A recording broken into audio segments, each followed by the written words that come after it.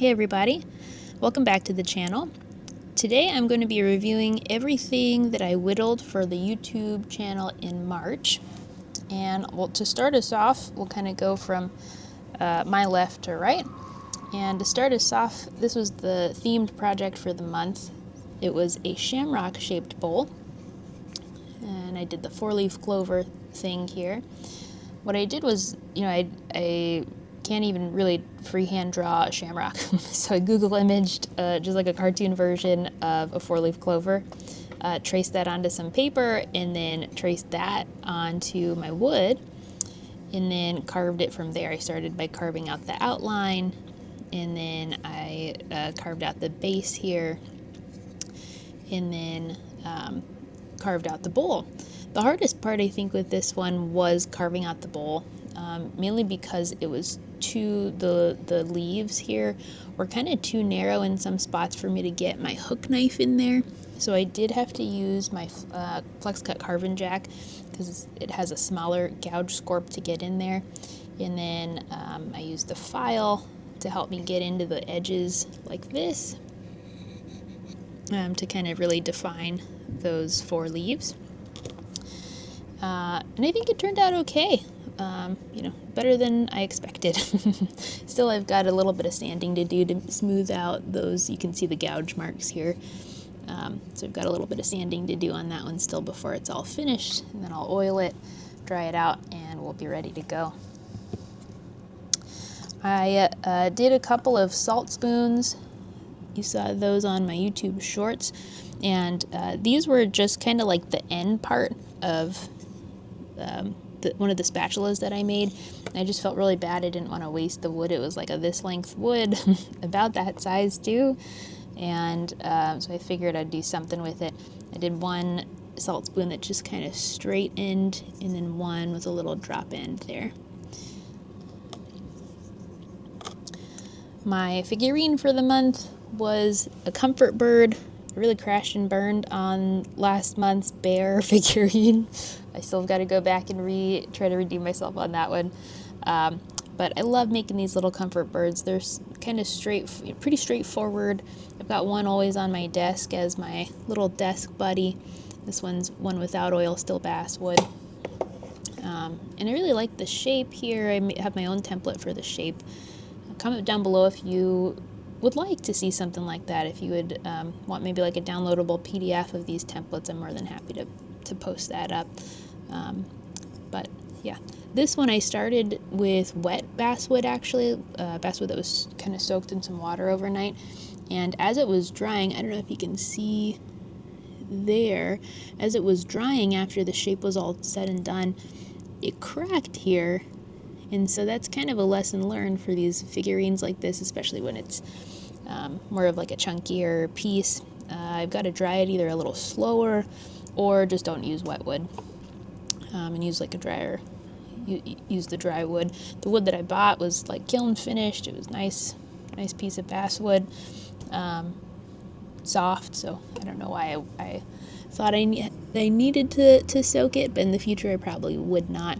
Otherwise, that little cut there, and then one over here as well, that you can see there. It's really hard to see now, so I was kind of pleased with, as it continued to dry, it kind of shrunk back down in size, so now you really have to know that it's there to take a look, to be able to see it. So that was kind of nice.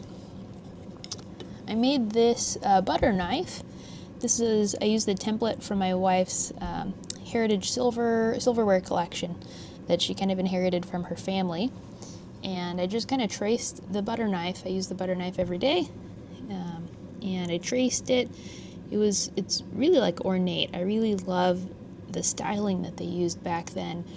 And so I wanted to see if I can make a wooden version of that and what that would look like.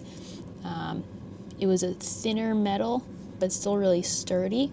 And to emulate that with wood, with making it still sturdy, I had to make the handle a little thicker.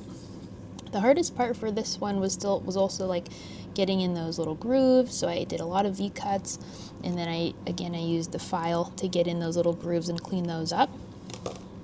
The other part that was that could be tricky about butter knives is getting that edge nice and thin, but also keeping it sturdy. So it's a little thicker up top here. There's the edge, trying to keep that symmetrical also. And I think it came out pretty sturdy and quite an attractive little butter spoon there, or butter knife spreader. This scoop here is one of 2 scoops that I made. The smaller scoop, my niece has it. She came over and was playing with it, so I let her have that one. And this is another one. I got some wood from my neighborhood. My neighbors were pruning their trees for the spring, and so I got to keep some of the wood from there. So, pro tip, if you don't want to pay for all your wood, find a neighbor that's pruning their trees around this time, and ask if you could keep that. Oopsie. So this scoop turned out pretty nicely. I really liked the color of the wood. I wasn't really sure how that would turn out. It's really quite soft as well. This was a right-handed cooker that I made, and I did it with a short handle on purpose there for kind of just smaller pots that I'm using. So this one's still drying, and then I'll kind of burnish this down and then oil it. The trick with the right-handed cooker, I guess it's not a trick, but is to get that tip to the shape of the bottom of the pot. So the deal with the shape there is that's going to scrape the bottom of the pot, the little corners of the pots there. So if you are left-handed and you're going this way, you would just put that tip over on the other side there. But yeah, that was quite fun to make. And I did a straight spatula here. My goal in April is to do a similar length fork, kind of like a long fork, and then use that as kind of like a salad bowl. So that was spatula number 1. And then finally spatula number 2. This is more like a turning spatula. You can see that it's kind of triangular in shape there. Little curved tip to get into the bottom of those pans again. And not a lot of tricks. This one was really straightforward. I guess the biggest thing with this one was to get that end thin enough so that you can actually get underneath your food and flip it, like getting underneath little eggs and stuff like that. So getting that nice and thin while keeping it sturdy, and then without losing that tip there. So that was it. That was everything that I whittled for the channel in March. Really am enjoying this journey. I really appreciate you all following along. I can't believe all of 42 people have subscribed so far, and that it's not just all my sister watching this show, or this channel. And so, it's really been holding me accountable to both starting projects that I wouldn't have otherwise probably started, and also finishing them. So otherwise I would have a bunch of just unfinished spoons. So just having a blast doing this and learning so much through this process as well.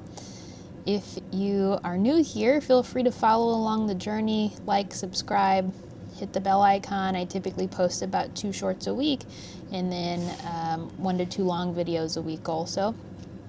Usually maybe a gear review or a crafting project, something like that. But I'd love to have you follow along the journey, and if you are already subscribed, hit that like button if you'd like to support a small channel like me, and I will see you in the next one. Thank you so much.